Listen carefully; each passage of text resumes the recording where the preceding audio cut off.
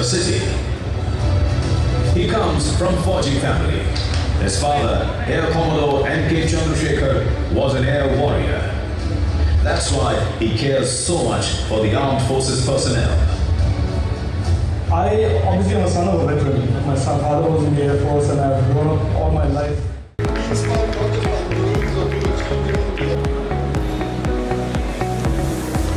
For the day, Shri Rajiv Chandrasekhar. And officially opened Sector 22.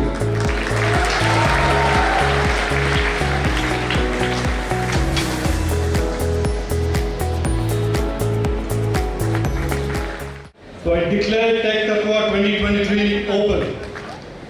So I can safely say to you that I have walked the path that you all are walking today, and I certainly wish you the very best. In all of your endeavors, I wish Tech Tatwa the very best. And from what I have seen today, the glimpses from the various students and what they are innovating and the technology that they are building, I can certainly say that you are making MIT proud and you're making the proud lineage of MIT proud. So more power to you. I don't want to make a long speech, but I certainly want to share some thoughts with you which I hope will be of value to you. First of all, I shall tell you as students what I tell students from all across the country. This is the 71st college that I am visiting since I've become minister, since Prime Minister Narendra Modi ji gave me this incredible honor to help shape the future of young Indians like you. I want to say this to you, and it should be something that you register. The generation of students today, today's generation of students, young Indians, are the luckiest generation of young Indians ever in the history of independent India. You are living, growing, developing and shaping your future at a time where India's future has never looked more exciting today than it has ever before in the history of India. And I can give you a short example of about 10 days ago, about 7 days in my life, and the experiences that certainly gave me goosebumps, that should give you goosebumps too. On one particular day of that week, this country, our country, inaugurated the first ever parliament built in the history of independent India. Crammed with technology, a building that shows the confidence of this country, building that epitomizes the future as we see it.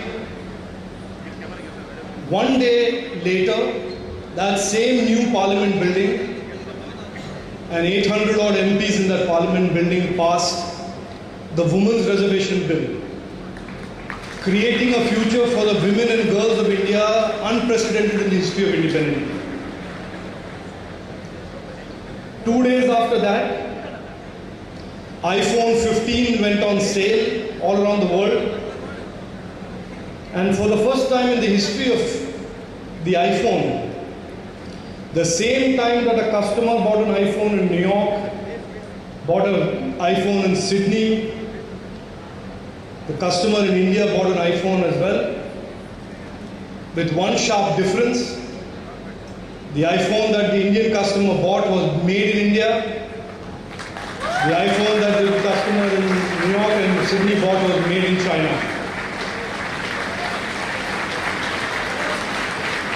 And if that wasn't exciting enough, 3 days in a week, if that wasn't enough action, exactly 24 hours later I flew to Gujarat and I did the groundbreaking ceremony of a $3 billion plant being built by one of the largest names in semiconductor, Micron, in Gujarat, to make the next generation of memories and NAND products that go into every device, data center and computer.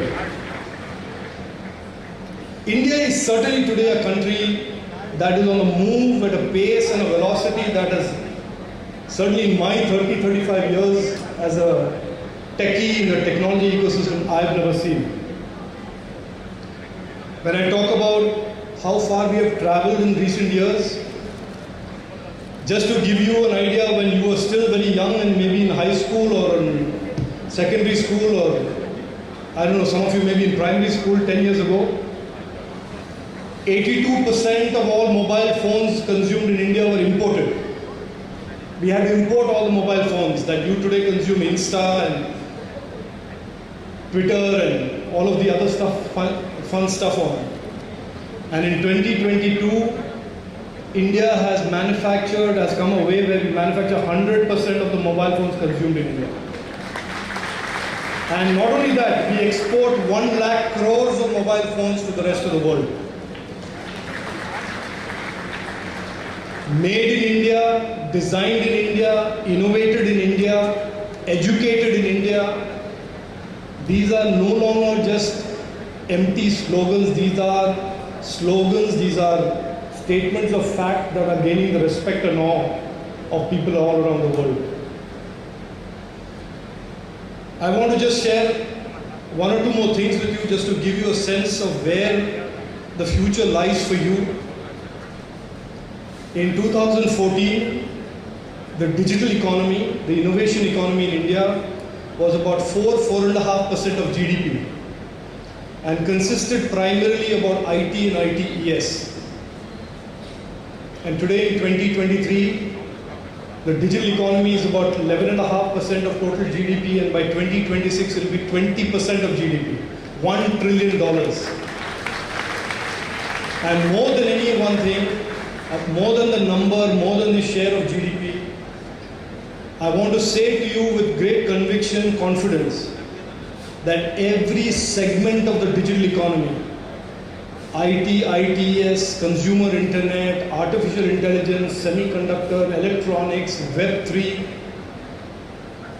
high performance computing, quantum computing, every segment of the digital economy is now seeing Indian stars, young Indians excel, create startups, create technology, create IP. And there is no segment of the digital economy today that does not have an Indian footprint or an Indian presence. And that Indian flag, whether it is Chandrayaan on the moon or the INS Vikrant as a mega engineering project, or all of these various innovations like the Navic chip, these are all being designed, engineered, manufactured, deployed, and offered to customers around the world by young Indians like you all across the country. So I will end by just saying this to you again. This is a fabulous college.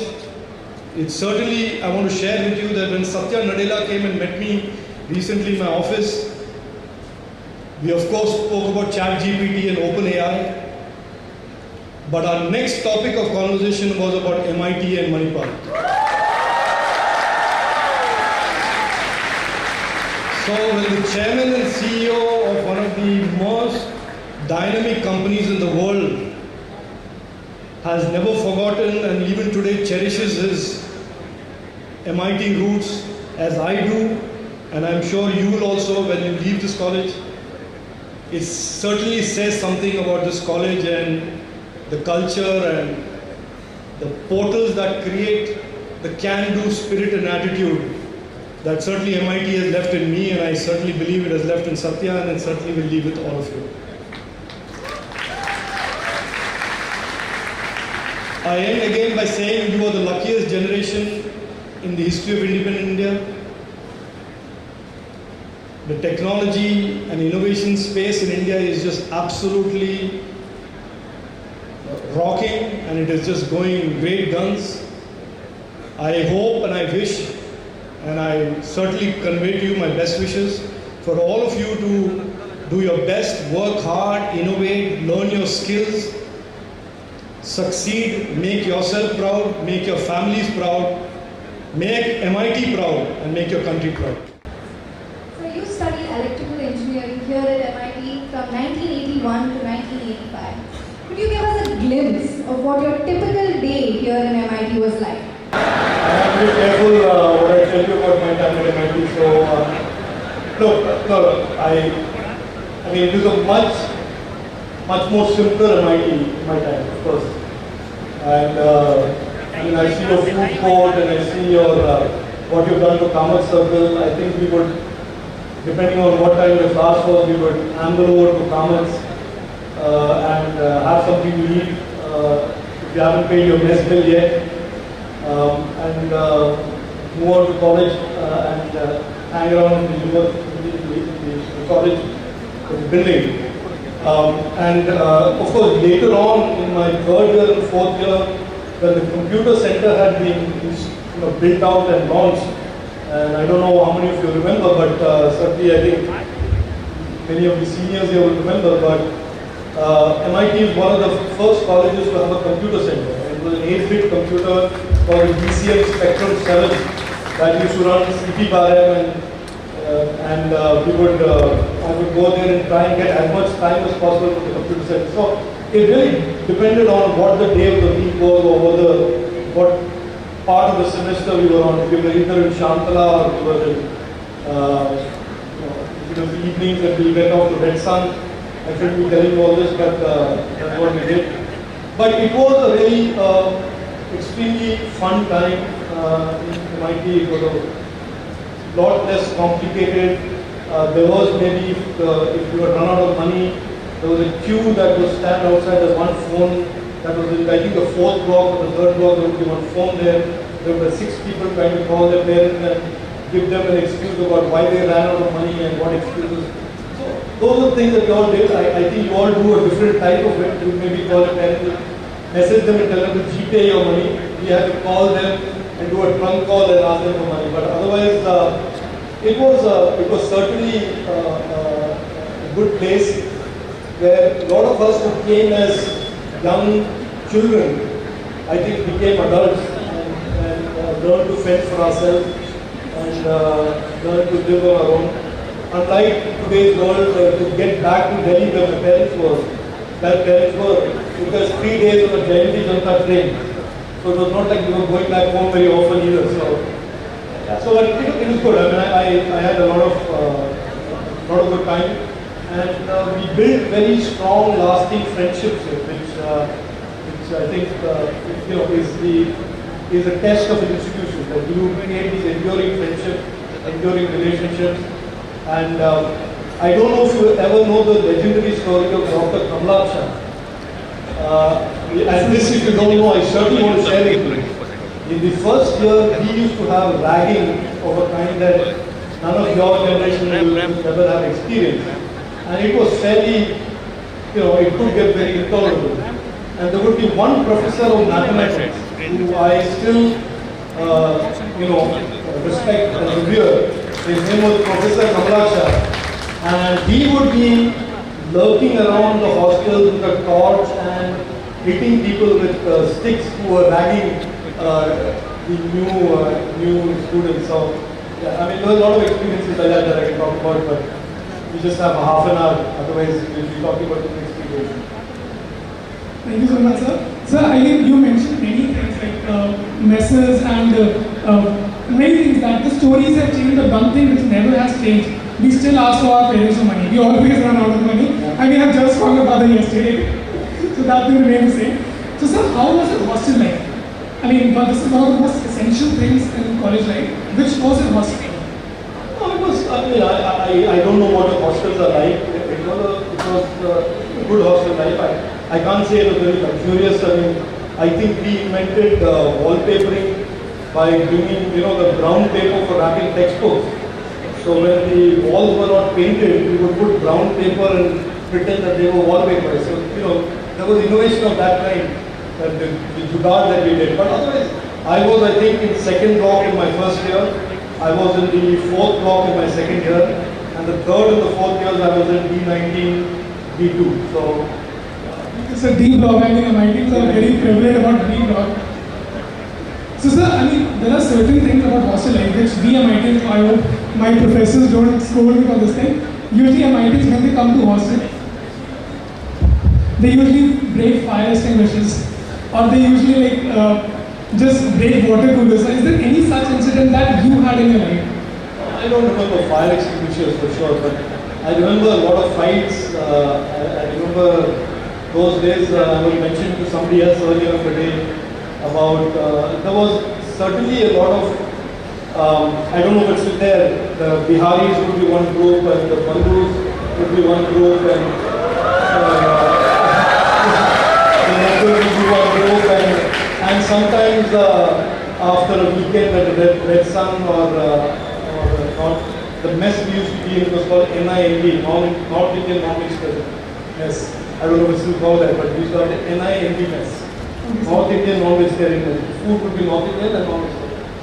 So there would be these scraps outside the mess and things like that. But look, I think hostel life is pretty much following the same thing. You have groups of friends. Some are academically oriented, some are geeks, some are not, some are into music. I can certainly tell you, I discovered my passion for rock music from MIT and music. And we used to collect money and go to the Valley View gift shop. And there was this guy there who used to sell pirated cassette tapes of rock music. And so we would all pool 55 rupees and go buy a tape and then dub it and make copies of it, and then everybody would have it together. So that was a more innocent time that we experienced. Great experience. What sort of a... And that is certainly that image is us in TC Tiger Circle. I don't know what the restaurant was called. Yes, sir. So sir, peers have a rock band since you were a rock band fan. So did you have a rock band at one time? There was a festival, I don't know what it was called, but I remember the festival was called... Rebels, sir? No, not Rebels. Rebels was actually started in 1982. What is it called? Rebels. Rebels, correct. Can we have a shout out to Rebels guys? Yes. And we brought in some really good bands those days. There was a band that came from Kerala called Hijacker. Very good, and the epic song that they played was Soldier of Fortune by Deep Purple. So, yeah, I remember that, I'm sure. Do you have any memory of Rebels specifically? Yeah, look, you are now making me say embarrassing things, but most of those festivals were too hazy.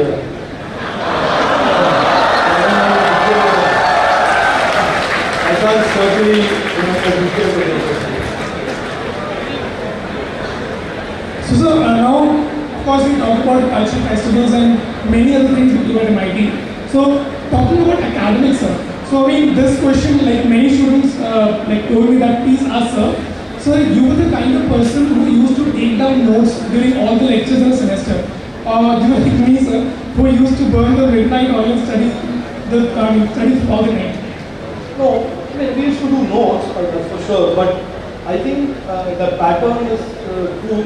What you are saying is what we used to do. The last 10 days of really midnight oil, full all-nighters and coffee and egg masala at the Kamat Circle, Mota Masala, we used to call it Mota Masala at the Kamat Circle. So all-nighters for those 10-15 days before the exam. And funnily enough, in D90, where I was, there were 6 out of the 8 of us who were all rankers in MIT and in Bangalore University. So, seemed to have worked. So if we may ask, what is your percentage during your time? I think that somebody here will have the record for it and certainly be able to show you. I don't remember what my percentage was. I know that I was second ranked.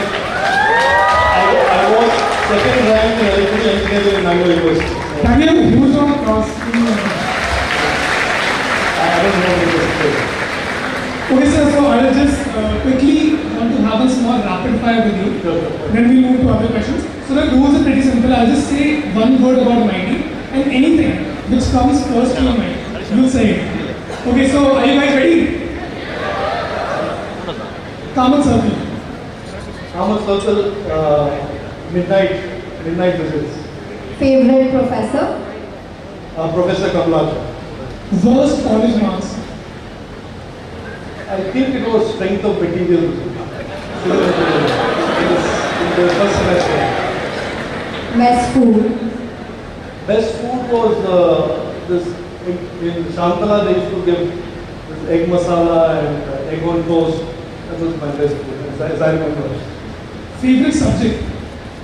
Favorite subject was computer science, and I think there was, I don't know the exact course name, but the introduction to electronics.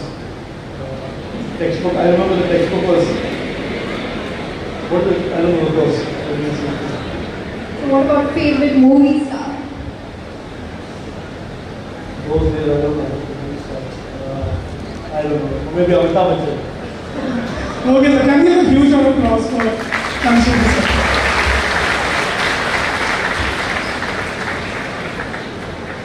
So moving on to more technical questions. You created a revolution by laying down the founding blocks for PPL Mobile. What advice do you have for aspiring entrepreneurs out here? Look, I say this to almost everybody who wants to set out and build something on his own. It is a much more competitive landscape out there for successful entrepreneurship. The opportunities are much more, certainly much more today than ever before. From space to semiconductors to electronics to artificial intelligence, the opportunities that the government has created are just infinite. But also understand that it is also more competitive. In our time, entrepreneurship was an exception rather than the rule. And today, entrepreneurship is certainly almost the default for every young engineer or every young student anywhere in the country. So it's a much more competitive space. You will not succeed unless you are tireless in your work, determined in terms of wanting to stay the course.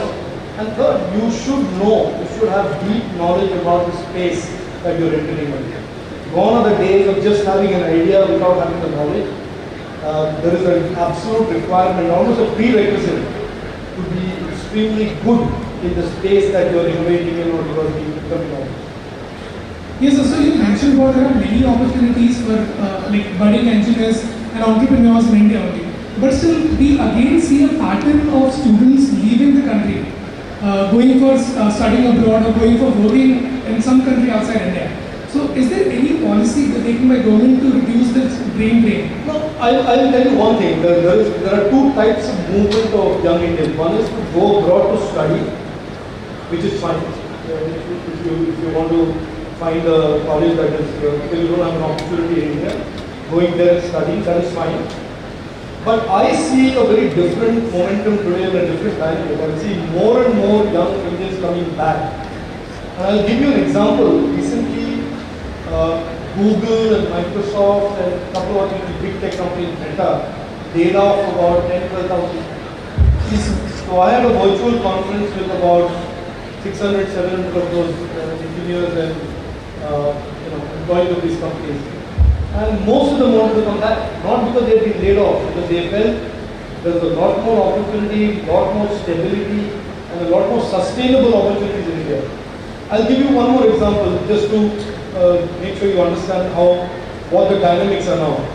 There is a man called Jim Keller, who is the AI architect for Tesla and is a legendary man in the world of semiconductors. When he left Tesla and he decided to set up a startup, guess where he set up the startup? USA? Bangalore, India. So the talent, the world is recognizing today that India represents a talent pool and talent base and an energy and a determination that so many of you youngsters have that is unrivaled in the world. And so we are certainly slowly and surely becoming a place where people are coming and setting up. Every company today that is in the semiconductor space, Tushar, every company has an R&D center in India. Yes, so why would anybody want to go abroad?